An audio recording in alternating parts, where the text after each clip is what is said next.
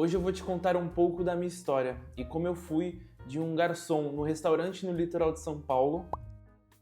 Sim, esse era eu. A TI às vezes pode ser um pouco judiante. Para um programador em apenas 6 meses entre cada trabalho. Janeiro de 2018, eu saí do meu trabalho como garçom, ali eu trabalhava como um garçom freelancer, podemos dizer, e foquei nos meus estudos da programação. Na época eu estava no 3º semestre da faculdade e eu vou ser sincero contigo, eu não era um aluno muito disciplinado, eu não era um aluno muito focado, mas eu queria ser programador. Eu fazia faculdade de sistemas de informação e na época eu só tinha aprendido tipo HTML, CSS e um pouco de Java.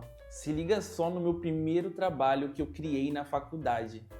E na época eu achava esse site o máximo, o melhor site do mundo. Depois você vê, né, a evolução que a gente vai tendo ao longo do tempo.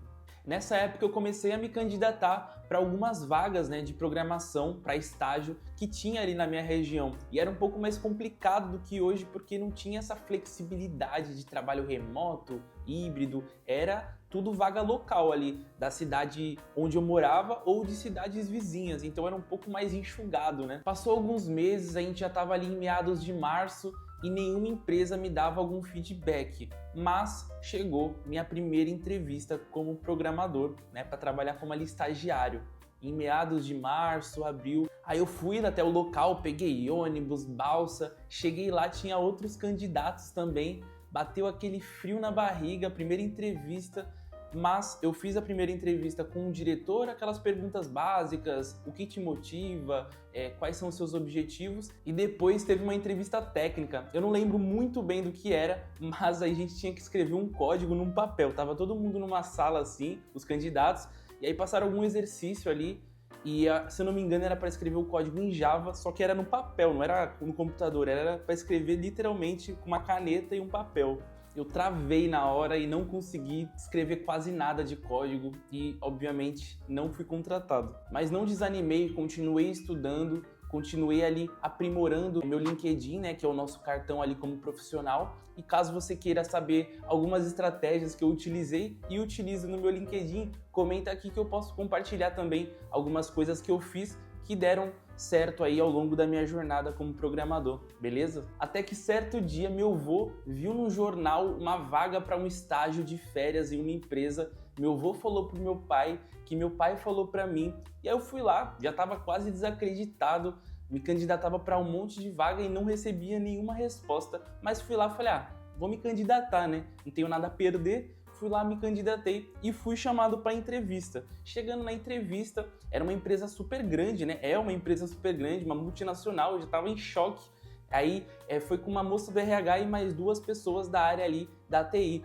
E aí fizeram aquelas perguntas básicas e como era para estágio, eles não perguntavam muitas coisas detalhadas, eram algo mais superficial para ver se a pessoa tinha força de vontade para querer aprender e se desenvolver ali dentro da empresa. Essa vaga nem era para ser programador, era para trabalhar na área de infra. Mas beleza, fui lá, fiz a entrevista, passou algumas semanas e aí fui chamado para uma segunda entrevista. Eu falei, meu Deus, já dei um passo aqui. E aí tava toda a galera lá, porque como era estágio de férias, é tipo um programa que essa empresa faz, que eles têm vários setores, meio ambiente, saúde, RH, TI, e aí tinha um estagiário de cada setor, e era para passar um mês na empresa trabalhando como uma pessoa ali daquele setor. Era uma baita experiência, né? Eu fiquei, poxa, agora eu tenho que passar dessa segunda fase para conseguir fazer esse estágio de férias aqui. E aí, para minha surpresa, aquela segunda entrevista, na verdade, era para falar que a gente tinha sido contratado. Então, foi muito legal, a gente fez uma amizade,